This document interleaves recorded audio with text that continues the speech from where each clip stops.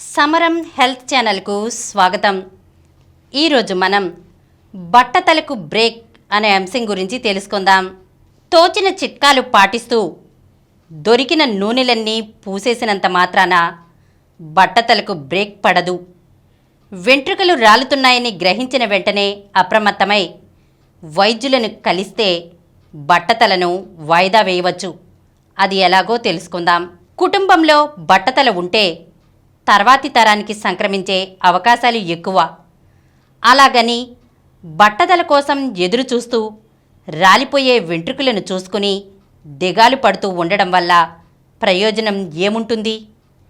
బట్టతలకు శాశ్వత పరిష్కారం అనేది లేకపోయినా వెంట్రుకలు రాలిపోకుండా చేసి రాలిన వెంట్రుకల స్థానంలో కొత్త వెంట్రుకలను నాటే ప్రక్రియలు అందుబాటులో ఉన్నాయి.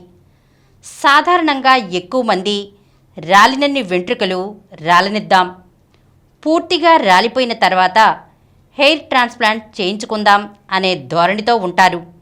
కానీ వెంట్రుకలు రాలడం కనిపెట్టిన వెంటనే చికిత్స మొదలు పెడితే మిగిలిన వెంట్రుకలు రాలిపోకుండా నియంత్రించుకోవచ్చు. కుటుంబంలో బట్టతల ఉన్నవాళ్ళు మరికాస్త ముందుగా, అంటే వెంట్రుకలు రాలడం మొదలవక ముందే చికిత్స మొదలు పెడితే బట్టతలకు అడ్డుకట్ట వేయవచ్చు. హెయిర్ ట్రాన్స్ప్లాంట్ ఎప్పుడు చేయించుకోవాలి? బట్టతలకు వయసుతో సంబంధం లేదు. 20 ఏళ్లకే బట్టతలతో బాధపడుతున్న వాళ్లను చూస్తున్నాం. ఈ సమస్యతో సర్దుకుపోకుండా వెంట్రుకలు రాలడం మొదలుపెట్టగానే చికిత్స తీసుకోవాలనే విషయం కూడా చాలామందికి తెలియదు. ఈ సమస్య ఏ వయసులో మొదలైనా ఎవరైనా నిరభ్యంతరంగా హెయిర్ ట్రాన్స్ప్లాంటేషన్ చేయించుకోవచ్చు. 20 నుంచి 70 ఏళ్ల వయస్కులు ఈ ప్రక్రియను ఆశ్రయించవచ్చు. అయితే అంతకంటే ముందు బట్టతల ఏర్పడే దశల గురించి కొంత అవగాహన ఏర్పరచుకోవడం అవసరం. సాధారణంగా బట్టతలలో 8 దశలు ఉంటాయి. 8వ దశలో 70 నుంచి 80% వెంట్రుకలు లేని వాళ్లకు ఎక్కువ వెంట్రుకలు అవసరమవుతాయి. అన్ని వెంట్రుకలు వాళ్ళ శరీరం మీద లేకపోతే వాళ్లకు హెయిర్ ట్రాన్స్ప్లాంటేషన్ సాధ్యపడదు. అలాగే తొలి 2 దశల్లో కూడా హెయిర్ ట్రాన్స్ప్లాంటేషన్ చేసుకోవాల్సిన అవసరం లేదు. కాబట్టి 2వ దశ నుంచి 6వ దశ వరకు ఉన్న బట్టతలకు హెయిర్ ట్రాన్స్ప్లాంటేషన్ చేసుకోవచ్చు.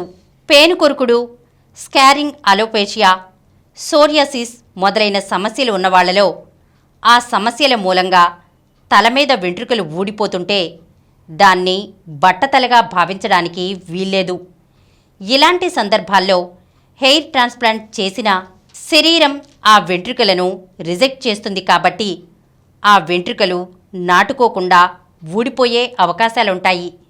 కాబట్టి ఆ సమస్య ఏడాది పాటు పెరగకుండా ఉండి అసలు సమస్యకు చికిత్స చేసుకున్న వెంట్రుకలు మొలవని సందర్భాల్లో మాత్రమే హెయిర్ ట్రాన్స్ప్లాంటేషన్ ఆశ్రయించాలి. లేదంటే చికిత్స విఫలమయ్యే అవకాశాలు ఎక్కువగా ఉంటాయి.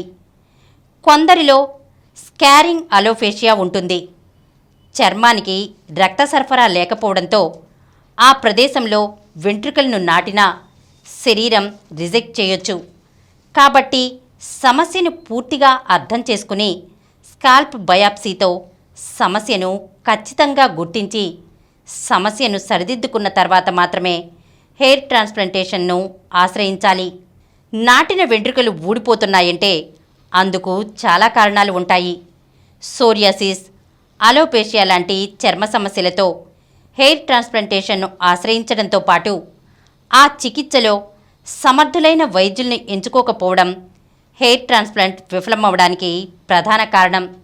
సాధారణంగా ఈ ప్రక్రియ కోసం తల వెనుక భాగంలో మెడపైన ఉన్న వెంట్రుకలను, లేదంటే గడ్డం, ఛాతీల్లోని వెంట్రుకలను హెయిర్ ట్రాన్స్ప్లాంటేషన్ కోసం ఉపయోగిస్తారు. అయితే ఆ వెంట్రుకలను సేకరించేటప్పుడు ఎంతో జాగ్రత్తగా వేరుతో సహా సేకరించాలి.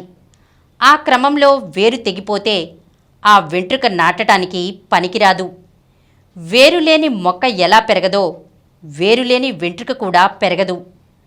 బయటకు వెంట్రుక ఉన్నట్లు కనిపించినా అది పెరగకుండా కొంతకాలానికి రాలిపోతుంది.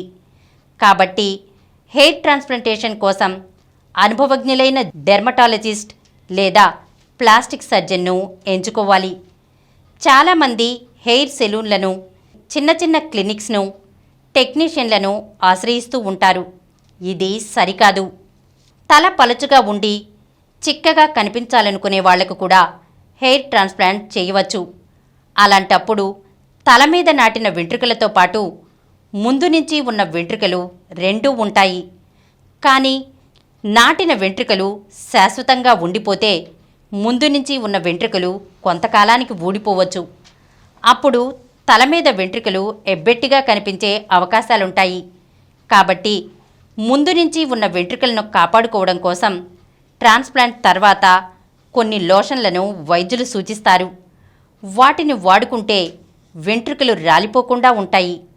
వీళ్లే కాకుండా బట్టతల ప్రారంభంలో వెంట్రుకలు రాలడం మొదలైన సందర్భాల్లో కూడా ఈ లోషన్తో వెంట్రుకలు రాలకుండా చూసుకోవచ్చు.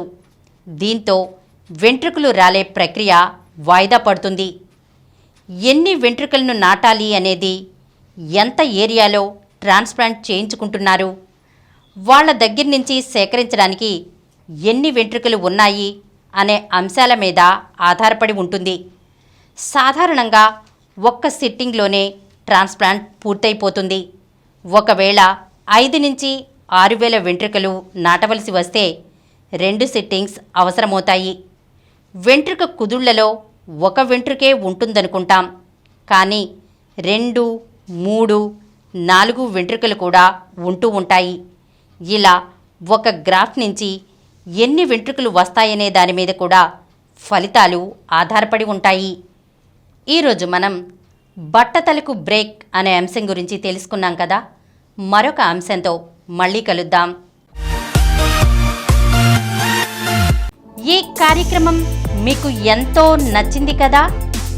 ఇటువంటి మరిన్ని వీడియోల కోసం అనతి కాలంలోనే 20 కోట్ల వ్యూస్ సాధించిన సమరం ఛానల్ సమర్పించు సమరం హెల్త్ ఛానల్కు సబ్స్క్రైబ్ చేయండి, లైక్ చేయండి, మీ ఫ్రెండ్స్కి షేర్ చేయండి.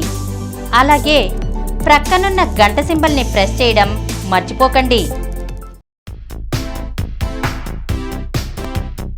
Please download Samaram Channels app from Google Play Store and watch your favorite channels. Click the bell icon and subscribe to the channels.